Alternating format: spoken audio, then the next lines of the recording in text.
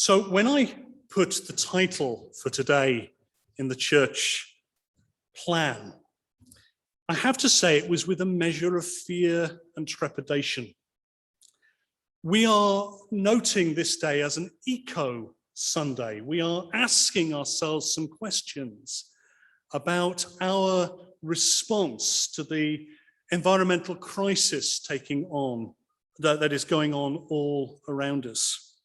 And I say I put it into my diary with fear and trembling because this is not something that I feel I know enough about yet.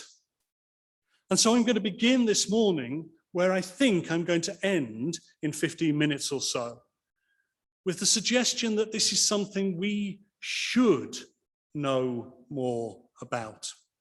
Or possibly you already know plenty, and you should be telling me and others. You should be guiding me and others in these issues.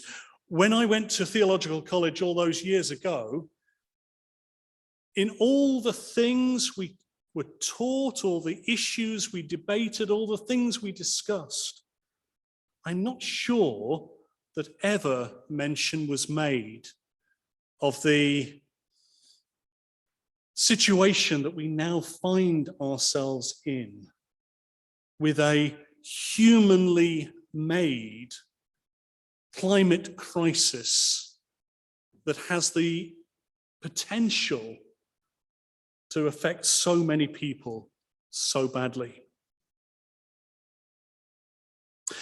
But this is church, and we don't come to church to hear worrying things about the world. We come to church to be comforted, don't we? We come to church not to have our opinions challenged, but to be reassured that we're all right. I think that's actually been one of the problems facing the church for many years. We have not listened well enough to what is happening in the world around us. I remember attending a conference, I think it was organized by the Baptist Union, and there was a little drama group doing a skit, and they were using a version of that lovely old children's song, If You're Happy and You Know It. If you're happy and you know it. Yes, except what they sang was, if you're happy and you know it, close your eyes. In other words, if you're happy and content in this world, then don't look too closely at what's going on around you, because there is much to disturb us. Unless I'm an idiot and forget, my plan is that at the end of this sermon, we're going to say together some words, and my apologies to those watching on live stream. I didn't think far enough ahead to make sure that you would have these words in your hands. We will circulate them after the effect. A creed that comes from the United Church of Canada, which includes words that I remember praying often in my college days. It uses the phrase, we believe in God, who has created and is creating. We believe in God, who has created and is creating. When I was a teenager, we were still having incredible debates within churches about the difference between creation and creationism.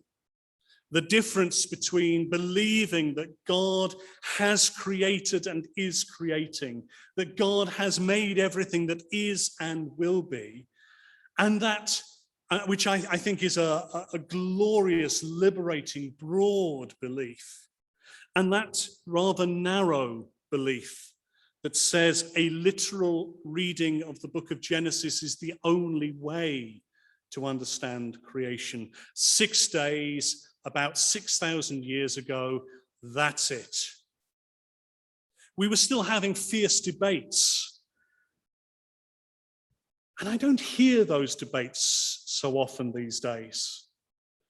And I hope it's because we have grasped that God's creative action in this world is so much bigger and broader and more dynamic than our narrow limitations. There's an old, beautiful piece of Jewish mysticism that says that when God wished to create the world, God breathed in. And in the act of breathing in, God created a space into which God could breathe out and creation could be. It's poetic, it's mystical. And I would suggest that much of what we read in the first few pages of Genesis is also that sort of poetry that communicates truth without having to be nailed down as, this is what happened 6,000 years ago. And if there's any evidence out there in the world that challenges that, you really should ignore it. I remember being taught that dinosaurs were put there just to confuse scientists. Creation is not about a nailed down, rigid understanding of one way of reading the text. Creation is everything that is, everything that will be, created within and by our dynamic, beautiful, creative Creator God. I remember listening some years ago to lectures by a wonderful American teacher and writer, sadly died a couple of years ago, Eugene Peterson, probably best known for his paraphrase of the Bible called The Message. Peterson was talking about how one of his least favorite words was the environment. Now, it's not that he wasn't passionate about environmentalism. It wasn't that he wasn't passionate about seeing God's world celebrated. It was simply that in using that word environment, he felt we were losing sight of this as creation. And if you lose sight of this as creation, you are in danger of losing sight of God as creator.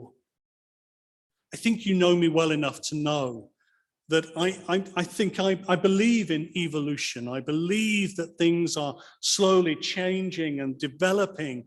But I believe in a God who is above and beyond and within and deeply connected with those processes. I believe in a creator, and I believe in creation. This amazing world of which we are a part. And Genesis chapter 1, in the reading we heard earlier, tells us that we, amazingly, humankind, we are made in God's image and likeness. The Creator God creates us to be like God. And my understanding of that is that that makes us creative beings too.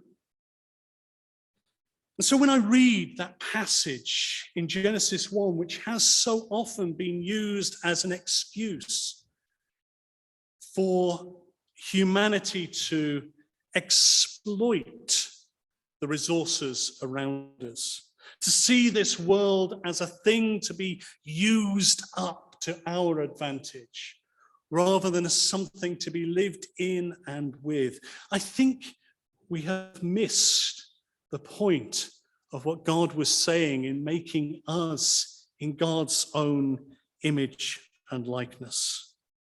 Genesis 1 says that we are made in the image of Creator God. Surely we are called to creative stewardship, not destructive exploitation. We are incredibly, dynamically, transformationally creative people. But we sometimes lose sight, carelessly, casually, or even deliberately, of our calling to work in and with creation, rather than against it. Humans have been the deliberate and accidental cause of the extinction of various species on this planet. As a bird watcher, I read in my books of some of those birds that are not with us any longer, that the last examples of which only 100 years ago were hunted to extinction, sometimes deliberately because they were tasty birds. That's how we got rid of the dodo far too tasty, and it couldn't run away. And so we ate it. Thoughtless. I think people simply thinking this is there for me. Or the passenger pigeon in the USA, once the most common source of food for those many, many people who had moved to the USA and were creating new communities as they spread across the land as pioneers. They reckon there were billions of passenger pigeons in the early 1800s. By the early 1900s, the last one died in a zoo. Are we deliberately destructive or thoughtlessly destructive? Sometimes it's just purely accidental. It's a wonderful story told, and when I say wonderful, I mean awful, of a man who goes to be a lighthouse keeper on a remote island, and he finds a species of wren living there that he's never seen before. And so because it's the 19th century, it might even have been the 18th, I can't remember, I think it was the 19th, he catches one, packages it up and sends it back to the Natural History Museum in London. And 6 months later, there is a return that says, amazing, a flightless wren, we've never seen a bird like it, tell us more. At which point he has to write back to them and say, I'm so terribly sorry, my cat seems to have eaten them all. And we have been careless with the world around us. And these micro examples become magnified when we look at what we are allowing to happen to this very planet on which we live. Today's crisis is a human-made climate crisis. When I was at school, we knew nothing of such things. When I was at school, we were told that the big problem with oil and gas was not that they were destroying the planet, but that we couldn't find enough of it. 40 years ago, I was being told that what we needed was windmills and wave power because there wouldn't be enough coal and oil and gas for everyone. 40 years on, we have learnt, or at least begun to learn, the tragic consequences of our exploitation of fossil fuels. When I was at school, the great worry about the future of planet Earth was nuclear weapons. Do you know what? They've not actually gone away. We've still got them. We're still arguing this week about who gets to have what sort of submarines and how and where. But along the way, somehow, we have not noticed that a similar threat has appeared. A threat to our very existence. Now, you see, the thing is, as people who believe in God and worship God, it would be very comforting to say, it's all right, God won't let anything terrible happen to us. It's all right, God will control everything. And that's a comforting thought. Do you know the old story about the foolish man who'd somehow managed to fall from the top of a cliff and had ended up clutching a branch halfway down? It's probably a bird watcher like me trying to see the puffins at the bottom. And he's clinging to the branch, not at all sure what he can do next, when he hears a voice, and the voice says, pray, trust God. So he does, he prays and he trusts God. And so when an expert climber is at the top of the cliff and saying, can I help you? He says, no, it's quite all right. God's going to help me. And when the Coast Guard provide a boat at the bottom and a helicopter above, he says, no, it's all right. God's going to help me. Well, you know this isn't going to end well. And so he ends up in heaven, deciding to take up things with management. God, why didn't you help me? God says, didn't you see the climber I sent? Didn't you see the helicopter? Didn't you see the boat? Why am I telling a bad joke badly? When we say that God will do something to rescue this world, we need to understand that God has done something. And it's you and me. God has given us God's creative image and likeness so that we might be stewards of this world. God has given us wisdom when we choose to use it, knowledge, if only we will seek it out, to make this world an even better place than it currently is. And if we choose to sit back, perhaps in the comfort of thinking, well, these things might have an effect elsewhere, but we'll be okay here. When we sit back and think, well, it's all right, God will never let anything happen to me. Or if we sit back and think, well, it's all right, by the time the trouble happens, I'll be long dead. When we sit back and think that someone else will sort things out, even that God will sort things out, I wonder whether we've lost sight of what God made us to be and calls us to be. Of course, Jesus came into this world to save us. For God so loved the world that God sent God's only Son. And that reading from Colossians tells us that the very nature of God's only Son is as the firstborn of all creation. At the heart of God's creative activity is Jesus, the Son of God. And when we are called to follow Jesus in this world, then part of our calling is to take on that responsibility for God's creation, of which we are a part and in which we live.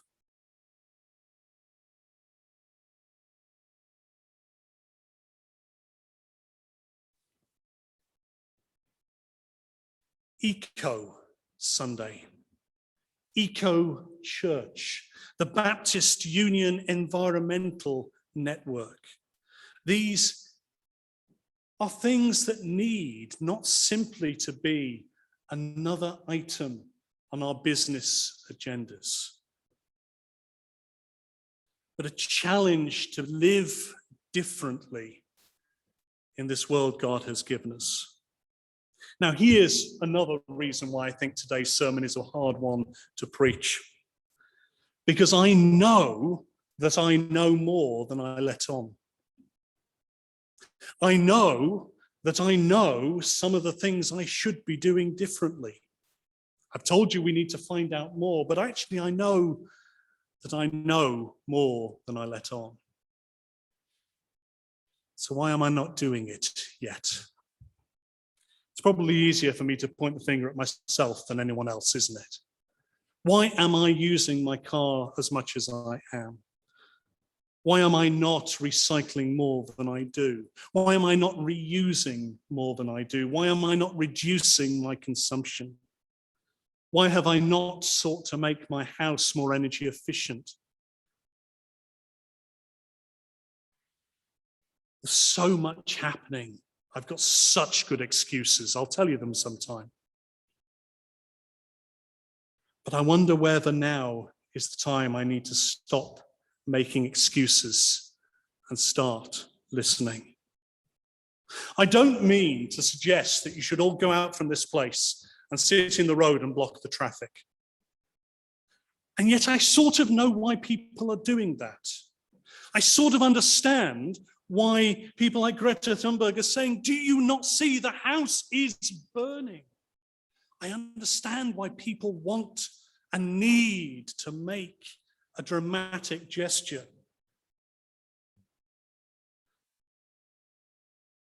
But if that's not my calling, then what is? If I am not going to do that, then what am I going to do?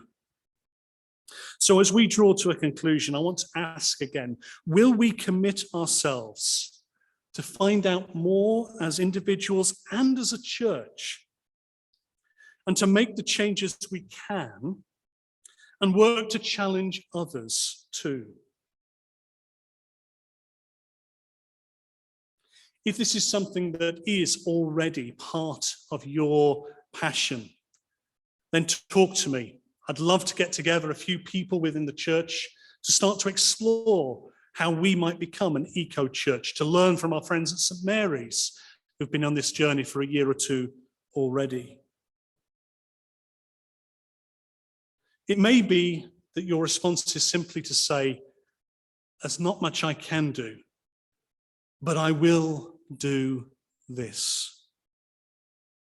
This autumn, world leaders will gather and they will discuss further at the big COP26, what's the word I'm looking for, conference gathering in Glasgow this autumn. Maybe we need to be making representations to our leaders that we want to see more done. But my challenge this morning is that we would ask of ourselves, what do we know, what can we learn more about, and what can we change? Not because we're all suddenly about to become a particular type of political activist, but because we recognize that God has made us in God's image and likeness as creative people, not destructive people. Will we recommit ourselves to being part of God's creative good in this world?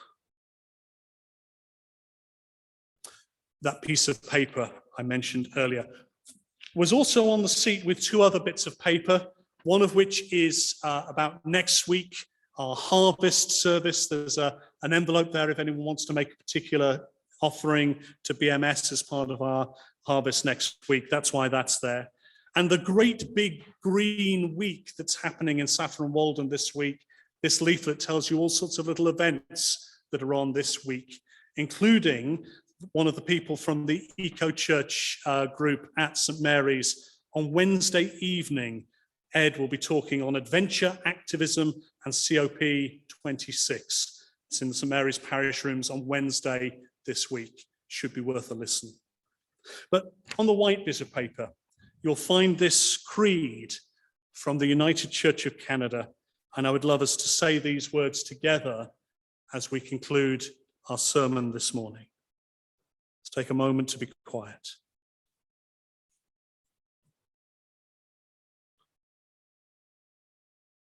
And we speak together. We are not alone. We live in God's world.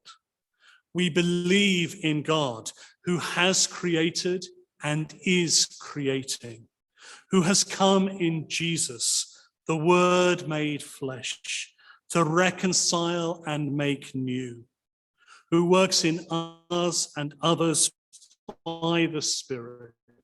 We trust in God.